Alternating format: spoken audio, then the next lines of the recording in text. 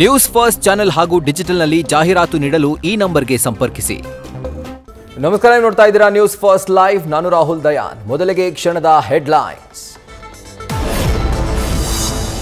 ಮಾಜಿ ಸಚಿವ ನಾಗೇಂದ್ರ ಆಪ್ತರ ಮನೆಗಳ ಮೇಲೆ ಸಿಬಿಐ ದಾಳಿ. 10ಕ್ಕೂ ಹೆಚ್ಚು ಅಧಿಕಾರಿಗಳಿಂದ ಕುಮಾರಸ್ವಾಮಿ ಮನೆಯಲ್ಲಿ ಶೋಧ. ವಾಲ್ಮೀಕಿ ಹಗರಣಕ್ಕೆ ಸಂಬಂಧಪಟ್ಟಂತೆ ತಲಾಶ್. ಮೋಟಿಯಲ್ಲಿ ದಾಖಲೆ ಕೊಂಡೊಯ್ದ ಅಧಿಕಾರಿಗಳು.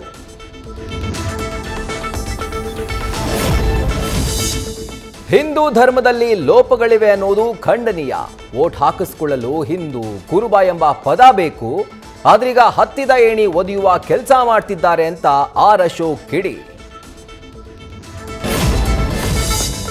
ರೈಲ್ವೆ ಇಲಾಖೆ ವತಿಯಿಂದ ಬೆಂಗಳೂರಲ್ಲಿ ಹಿಂದಿ ದಿವಸ್ ಆಯೋಜನೆ. ಕರವೇ ಕಾರ್ಯಕರ್ತರ ಕೆಂಗಣ್ಣಿಗೆ ಗುರಿಯಾದ ಕಾರ್ಯಕ್ರಮ.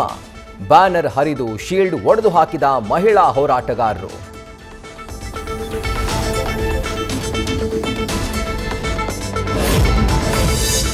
ದರ್ಶನ್ ಮೊದಲಿನಂತೆ ರಾರಾಜಿಸಬೇಕು. ಹಿರಿಯ ನಟ ಶರತ್ ಲೋಹಿತಾಶ್ವ ಹೇಳಿಕೆ.